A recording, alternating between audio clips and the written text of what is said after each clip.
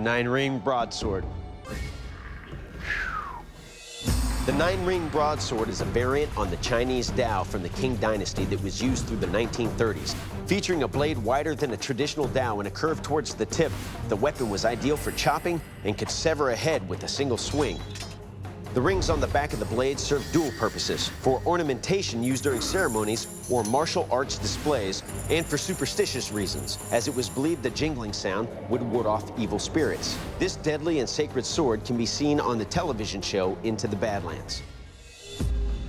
Bladesmiths, you have our gratitude. Gentlemen, your swords look magnificent. But are they deadly? To find that out, we will take your swords and deliver some killing blows on this pig carcass. It's all about the kill in this particular test. Burton, you are first. Are you ready, sir? Yes, sir. Let's do this.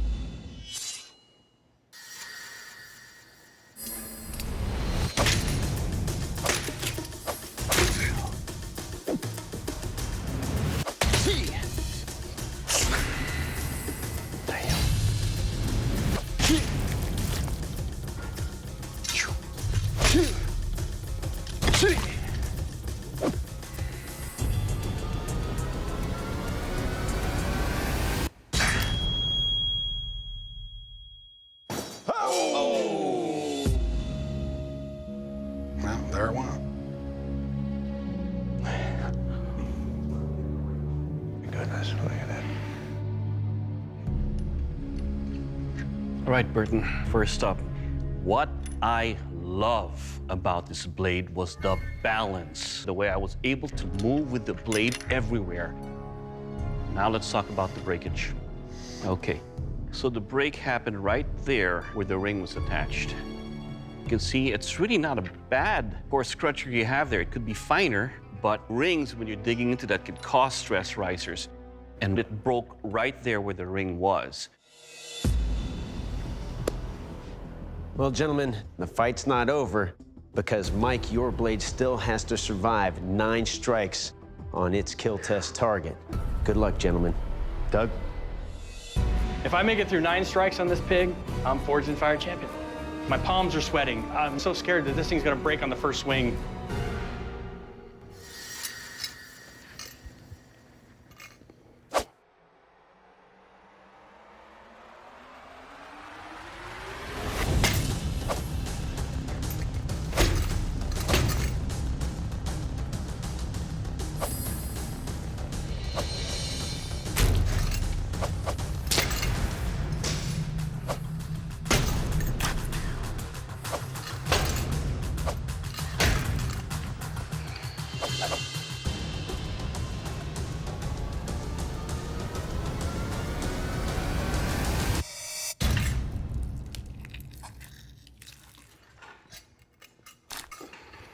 Good job, bro.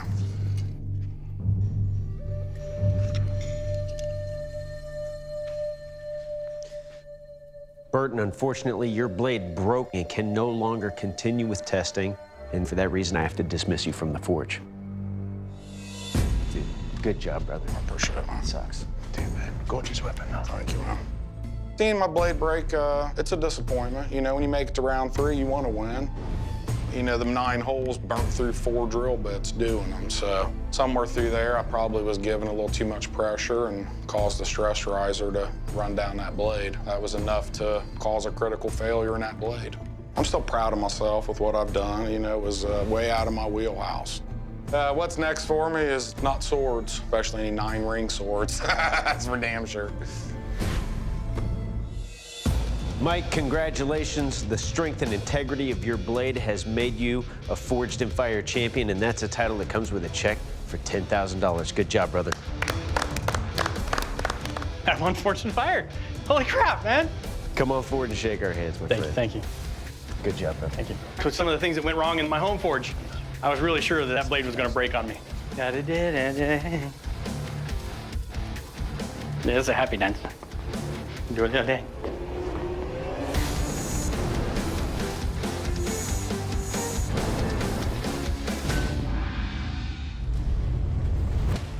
the Tuareg tacoba. The tacoba is a type of broadsword that has been used by the nomadic Tuareg people of North Africa since the 14th century. This double-edged, lightweight blade was carried for self-defense on long journeys, designed to deliver lethal slashes and stabs against a rival warrior. Due to the Tuareg's aversion to iron, there is no exposed steel or iron on the hilt of this sword, so it cannot touch the user's hand. Measuring more than a meter long, this deadly weapon was seen as a symbol of wealth. Some members of the tacoba clan still carry this weapon today. Bladesmiths, welcome to the keel test. Your Tuareg tacobas look beautiful, but the kind of beauty I'm looking for is the lethal kind. I'm going to take your weapon, deliver some lethal blows on this ballistic dummy. Dustin, you're up first. You ready? Yes, sir. Let's do this.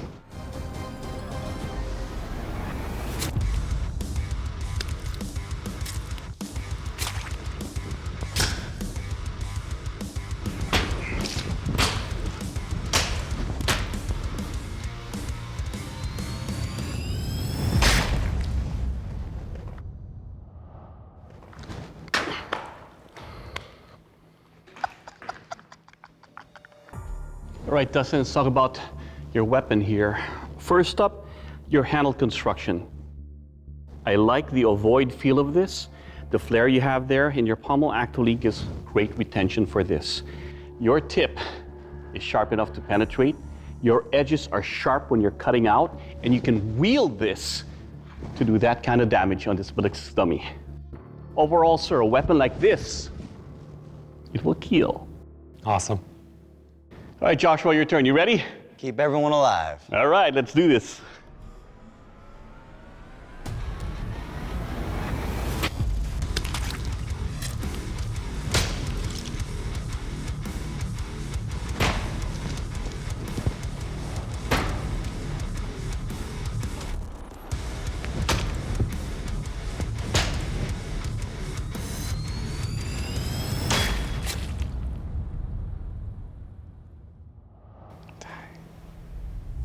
All right, Joshua, let's talk about your weapon here.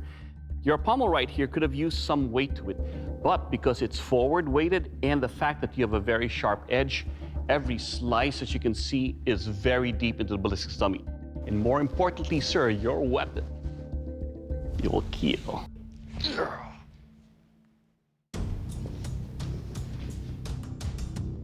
All right, gentlemen, it's time for the strength test. Our desert well chop. Now, to test the strength and overall construction of your blades, I will be chopping into our well house, as well as the well. And Dustin, you're on deck. You ready? I guess so. Okay.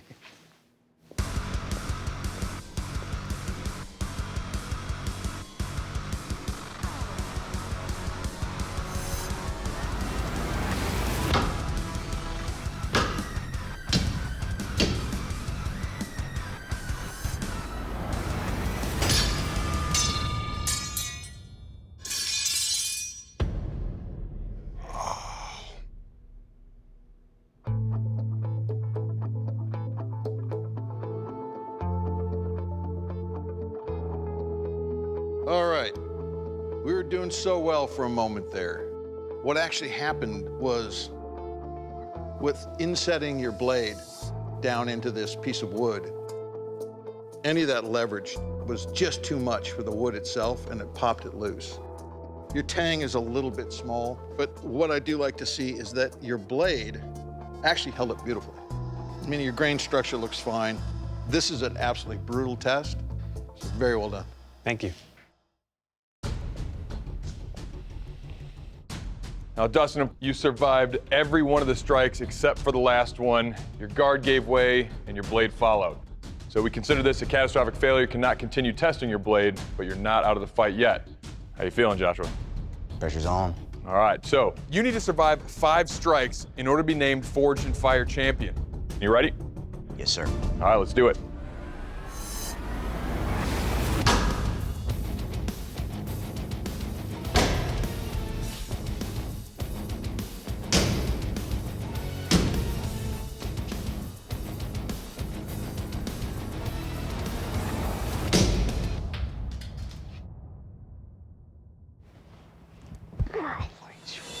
Well, Joshua, your blade is strong. It made it past all the strikes. Congratulations. Now, Dustin, unfortunately for you, that means your time here in this competition has ended because you did have a catastrophic failure. It was an honor watching you in our forge, but unfortunately, man, at this time, I'm gonna have to ask you to please step off our forge floor. Thank you, guys. Thank you so much. I'm definitely crushed. I actually thought that recessing the sword into the tang a little bit would make it stronger, and that's kind of what bit me in the end, so definitely won't be doing that again. I'm definitely proud of this blade. I came here to challenge myself as much as I could, and I definitely achieved that. Well, Joshua, congratulations, man. That means you are the newest Forge and Fire champion. You just got yourself a check for $10,000. Congratulations. Yeah! Oh my gosh, I made a sword, it didn't break. Oh my gosh. It was a hard competition, so this is unreal.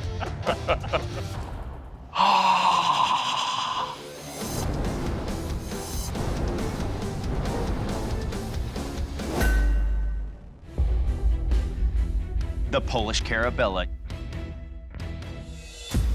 One of Europe's most iconic sabers, the carabela was a sidearm of history's most fearsome cavalry, the winged hussars. These 17th century warriors, famed for their feathered armor and sophisticated attack formations, brandished the sword on horseback when closing in on the enemy. The saber's light curved blade slashed easily through enemy armor. Its hilt often included fixtures that improved grip and recovery, like a thumb ring, chain guard, or curved eaglehead pommel. The carabela was so effective at helping the hussars defeat enemy armies much larger in size that it became a symbol of prestige worn by Polish-Lithuanian nobility at formal events. Its legacy lives on in the video game series Witcher. Bladesmiths, this is the kill test to see what kind of lethal damage your weapon will do. I will take your weapon, deliver some slashes and thrusts on this pig carcass. Ethan, you're up first. You ready? I am so ready.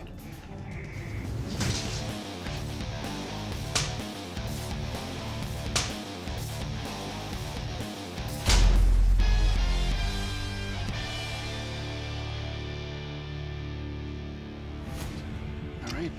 How'd it feel? First up, there are no issues whatsoever with your edge over here. It is sharp. It lacerates and cuts cleanly. Look at that. Razor cuts right there. On the thrust, you have an angle here that allowed for a deep thrust, pulling out and slashing on the way out. Overall, your weapon will kill. All right, Leon, your turn. You ready? Oh yeah, let's do it. So many things can go wrong. I don't even know if I was able to get a good solid temper on this blade.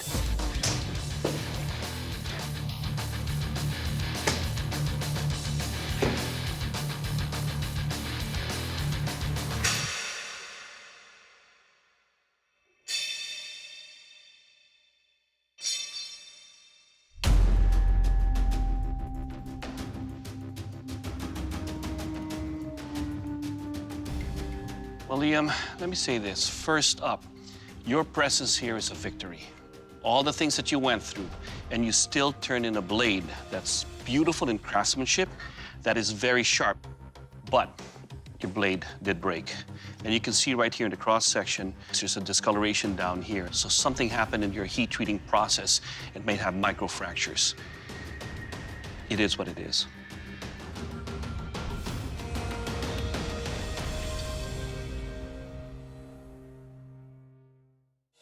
Liam, there was a flaw in your blade that led to a catastrophic blade failure, and we can no longer continue with testing. For that reason, I have to ask you to please leave the forge. Thank you, gentlemen. I'm upset. Sometimes the best you can do isn't going to be enough, but that doesn't mean you shouldn't still try. Ethan, this is a competition where the best blade wins, and you, sir, are our new Forged and Fire champion, and that's a title that comes with a check for $10,000. Good job. I really would have liked to have seen both of those go all the way through testing, but I'm very proud of the work I did. I'm now a Forged and Fire champion.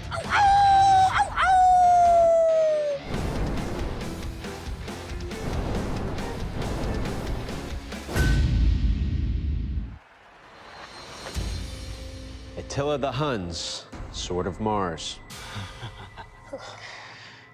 Yes. Known as the Scourge of God, Attila the Hun was one of the most feared conquerors in history. The leader of the Hunnic Empire, his group of nomadic tribes wreaked havoc across Europe during the 5th century. Though he was once a great ally to them, he plagued Roman territories, sacking major cities like Constantinople. Legend states that Attila was given the Sword of Mars by a herdsman, fulfilling a prophecy and a direct sign from the Roman war god Mars of his divine rule. The lethal weapon featured a curved handle with a spear point tip that gave it exceptional control, allowing for accurate and brutal thrusts. After Attila's death in the year 453, the Hunnic Empire quickly dissolved. However, the story of Attila's many conquests still live on through the television miniseries Attila. All right, bladesmiths, to find out what kind of lethal damage your weapon will do, I will deliver killing blows on this ballistics dummy. Randy, you're up first. You ready? I am. Let's do this.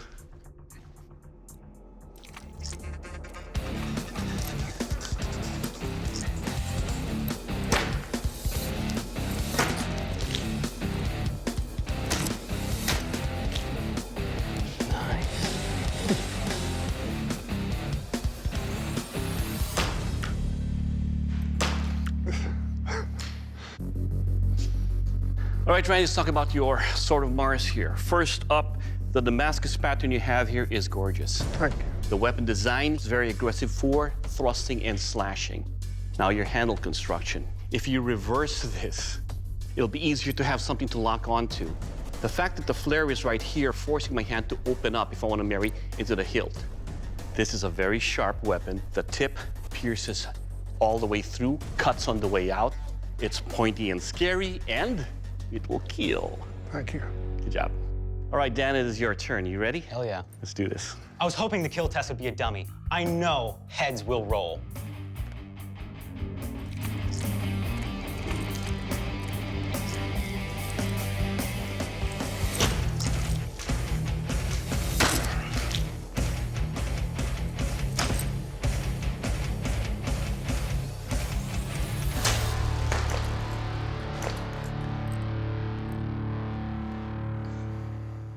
All right, Dan, let's talk about your weapon here. I love the balance of your blade. When I go forward, it's not hard to pull back to go in again for another kill. Now, your handle construction. It's curved enough to where it doesn't want to fly out of my hand. It's got a good grip and control for this. Your edge allows for very deep cuts into the abdomen right there. The only issue we have is that your tip picked up a bend when it's chopped into the spine. But your weapon, sir, will kill. Thank you. All right, gentlemen, it's time for the strength test. Now, Attila's armies were basically one large cavalry. And through his military campaigns, he revolutionized the use of horse in military conflicts. So to test the strength and durability of your blades, I'll be chopping into these horse skulls. Randy, you're up first. Are you ready? I guess so.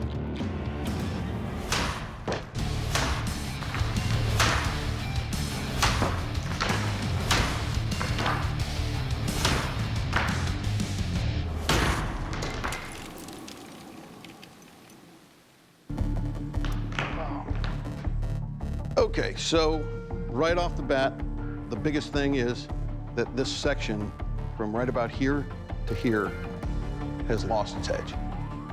There's a couple of small rolls. Blade's still straight. It's all in one piece, still solid. Nicely done. It's a very strong blade. Thank you.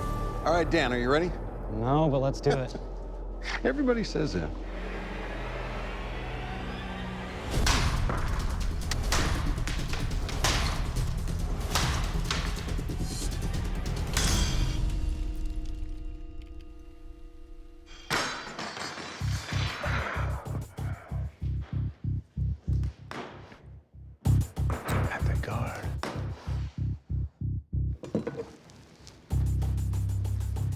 Okay, so before we get to the obvious, I really like the design of your blade. It's got a great weight to it, had a really good feel in my hand. The balance was really nice. See all that space around your tang? With that room for that blade to move inside the guard, it could just create so much stress that it cut loose right there at the corner. If it were all tight, there wouldn't be any stress.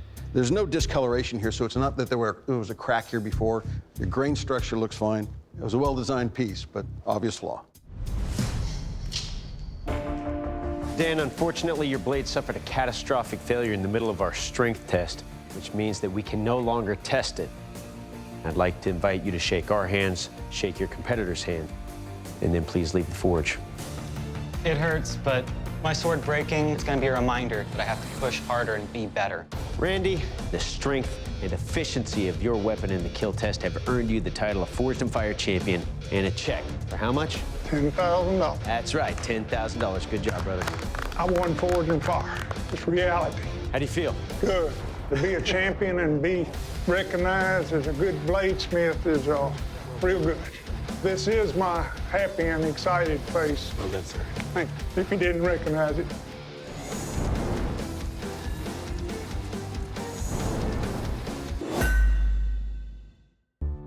Bladesmiths, welcome to the great outdoors. And as we stand here in the dry moat of Fort Tompkins, I think about castles, which makes me think about hand-to-hand, sword-to-bloody sword combat. And there were a few civilizations on Earth that were really good at it. Today, we're gonna pay homage to a very special breed, the Vikings, by using these. Coal forges.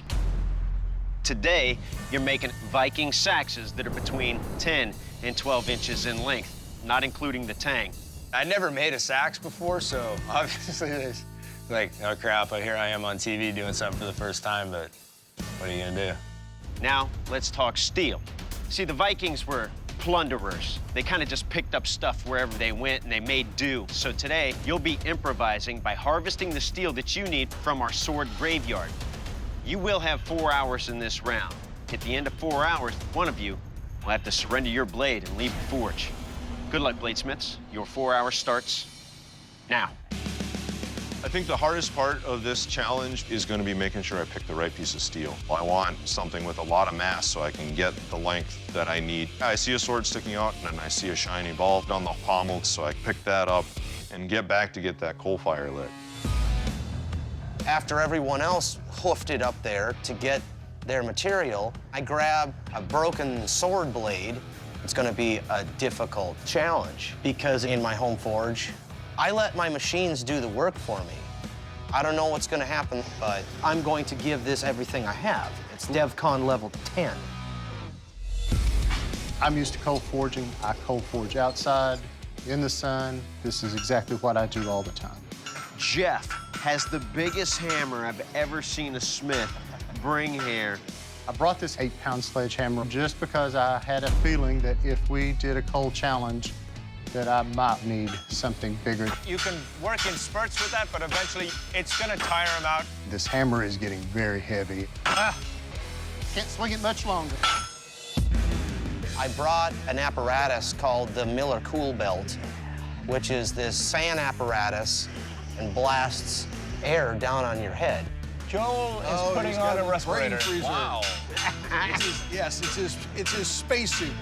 He's allowed 3 tools. That counts as a tool. It's like one of those race car units that puts the cold air around your head. Hey, you know, if it works, yay.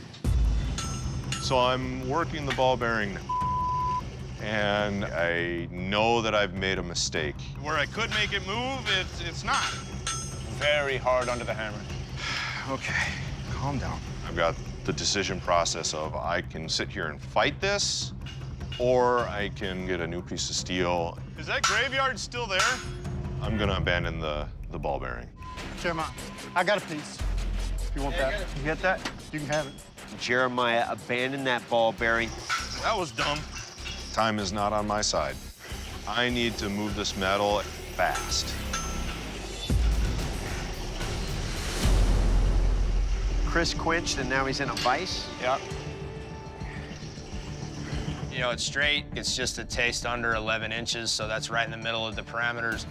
Now my concern is does it actually look like a seax or not? Because I'm still not 100% sure what a seax is. Oh, there's a quench. All right. Jeff is in the fire.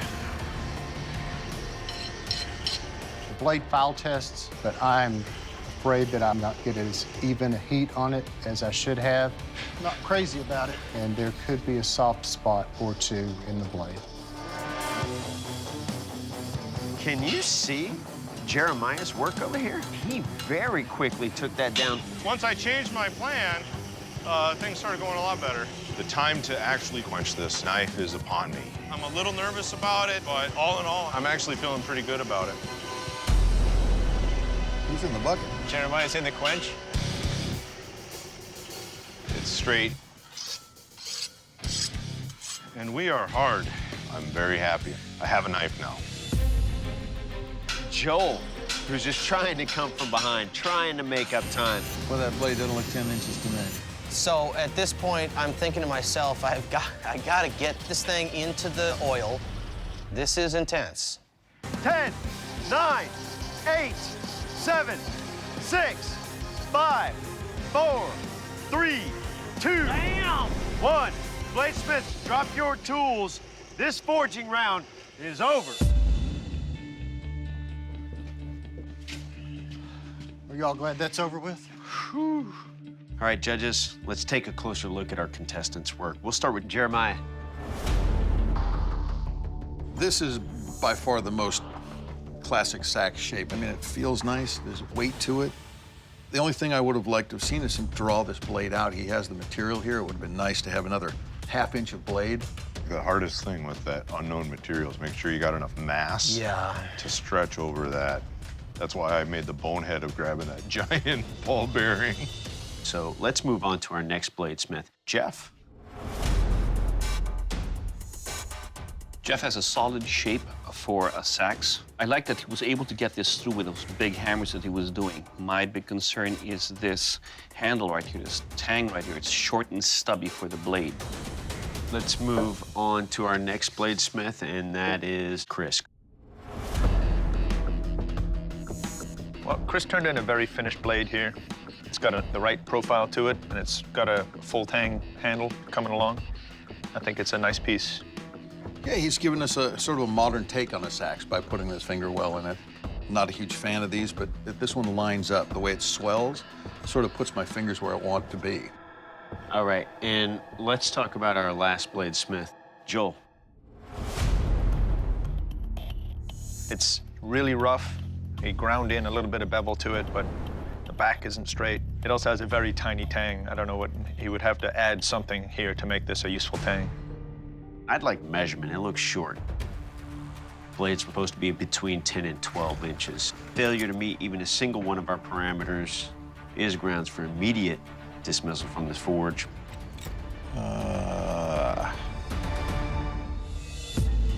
Bladesmiths, the judges have evaluated your work and they've made their final decision. The bladesmith leaving the forge is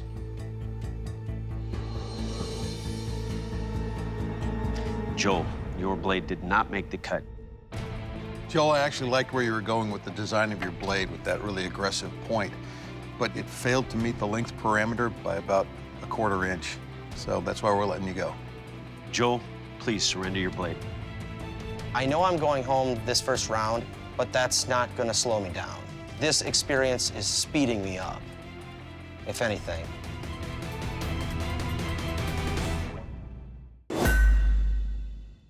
Bladesmiths, welcome back to the Forge.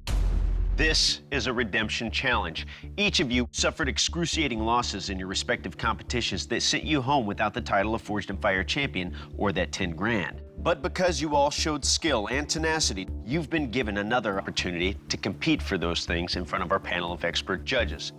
All right, gentlemen, you'll notice that your anvils are bare. The only steel that we'll be offering you today will be in the form of jackhammers. In this first round of competition, you'll be forging blades in your signature style using steel from these jackhammers. You will have 10 minutes to work on your design. You will have 3 hours to forge your blades. Good luck, bladesmiths. Your 10-minute design window starts now. I don't believe that my focus last time was 100% on competing. I think my focus was on the experience. So this time I'm here to win. My design is a hybrid kukri bowie. The kukri is going to give me the best chopping ability, and the bowie hybrid is going to give me a better slicer. Looks like they're struggling to get the bits out of these jackhammers. Yeah, I wonder what's going to happen when they start forging. You son of a... I got it. I'm planning on making a competition chopper. Would easily handle chopping wood and should take a fish out, no problem. Last time, I just kind of was in a full panic. So this time, I think I'm just gonna try and maintain a little bit more composure, and I think I'll do a lot better. I think I was invited back to compete because I'm beautiful. Coming back for a redemption, it's 3 different guys. Brand new, different challenge. Anything's possible. I'm gonna make a competition chopper because it's gonna take a beating and it has a little bit of curve to the edge for slicing. Bladesmiths, your 10-minute design window is closed. Your 3-hour forge time starts now. Pretty confident that I have enough material to achieve the shape of knife that I'm trying to make. So I cut off the sides of the bit to make it easier to draw it out. That's not a good move. A lot of times these guys will cut off steel and then knead it later on. Right. Now, Eric, I think has done a great job of forcing that blade down and drawing it out. So now he's got a nice wide piece of steel. Last time at this point right here, I was beating my head against the wall trying to split my stock. That's probably the most difficult way to do this type of weld. I was making mistakes and not changing my course of action. I know that if I screw up, if something happens, I'm off first again. And that is a pill I do not want to swallow. It's moving good, everything's working out the way it should, and I've already got the thing curving in the right direction. James is peeling off layers. The temperature is getting a little warm. Oh, get a 10! My eyes! Ah! Welding! Oh, that's good. Right now, I was still pretty good last time. It was when I got to the grinder was when I had the problem. I realized that I'm drawing my steel out thinner than the parameters that I'd set for myself originally, so I need to alter my game plan. That looks good, dude. Might turn out a little bit skinny, but I think it's still got enough to do the job. I'm gonna rely more on blade geometry than mass to meet the challenge. Eric quenched. When my quench comes out and my colors look great, Mine feels good so far. I think I got it. Mine hardened okay, dude. I wouldn't say it's hard, but it's skated. Earl just quenched. I do the quench, I get a little bit of warpage. It was initially pretty alarming, but with Morgan's experience with his steel, what I was predominantly worried about was the hardness. I mean, it's biting. Think it hardened at all? Nope. If this blade tries to chop wood and it's not hardened, it's going to fail the test. If my knife fails the test, that means I'm going home. So I decided to test it in the acid. That's actually was very smart. The hardened steel is going to color up different than the softer steel. Wow. Something happened. I can see that where I stopped my quench, there is a discernible difference between the steel. Might not have gotten hard enough, but we'll never know until we actually test it out. James, his blade's anti-oiled. Yeah. I haven't seen him check the hardness. He didn't get the memo. Seems like he's not even checking. I don't foul test my blade. I'm pretty confident that it's hard. 3, 2, 1.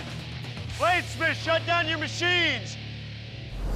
This is the strength and durability test. I'll be taking your blades and chopping into each of these beams 7 times. Remember, this is not about what happens to the wood. This is about what happens to your blade. James, are you ready? Yes, sir. Last time I was on, my blade broke. So I'm thinking in my head, please, please, please perform well.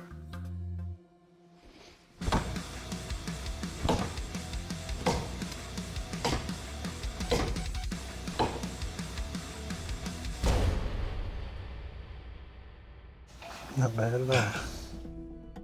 I like the blade design. It lends itself well to cutting, but there is a little bit of edge deformation here. A wire edge that's kind of rolled over a little bit. Oh, man. At this point, there's a chance that I could be going home. Eric, are you ready? Let's do it.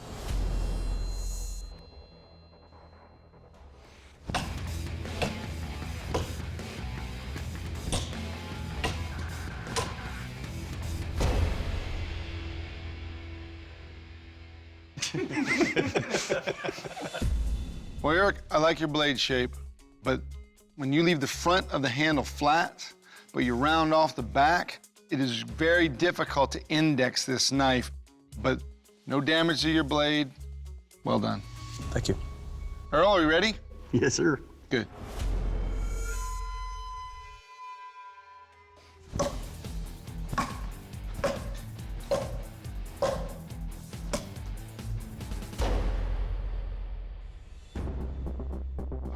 I like the shape of your knife, and your handle feels very comfortable. But the problem is your edge geometry. It's pushing its way in, but it's not really cutting its way in. But no damage. Next up is the sharpness test. Bladesmiths, I'm gonna take your weapon and slash across his fish. If it's sharp, it should glide through. James, you're up first. You ready? I'm ready, sir. I'm feeling really kind of nervous because I don't know how well it's going to perform because of that roll on my edge.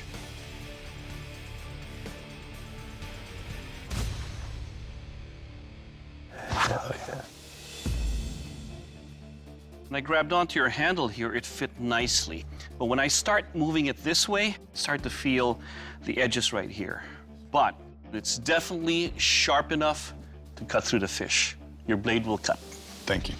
Eric, you're up.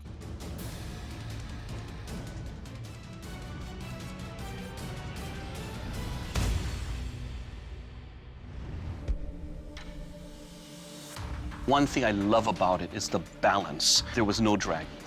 Felt good. It felt like I chopped something. So thank you for that excitement. The handle is smooth. There are no rough edges, and it will cut. Thank you. Earl, your turn. You ready? I'm nervous right now. I've made a solid knife, but I think it could be sharper.